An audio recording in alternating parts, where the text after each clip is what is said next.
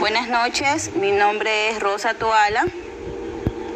Vamos a hacer al paciente ubicarle los puntos de auscultación cardíaca, en donde debe practicarse en un ambiente tranquilo para que no distraiga nuestra atención.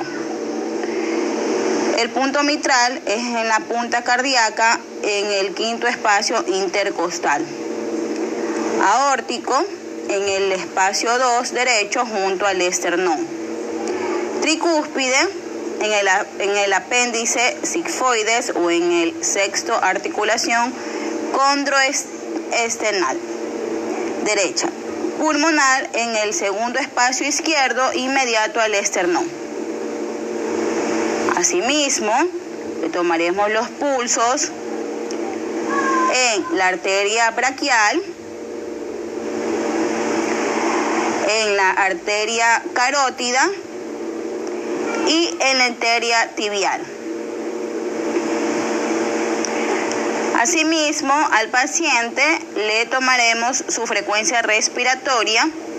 Como sabemos, es la cantidad de respiraciones que se realiza en el lapso de 1 minuto, la cual consiste en la sucesión rítmica de los movimientos de expansión, que son inspiración, y retracción, expiración, en donde los factores que afectan la respiración está la actividad física, la cual produce un aumento temporal de la frecuencia cardíaca, así como el sexo de la paciente. En la mujer, la respiración tiende a ser más rápida que la del hombre, y la edad, a medida que se desarrolla la persona, la frecuencia respiratoria tiende a disminuir.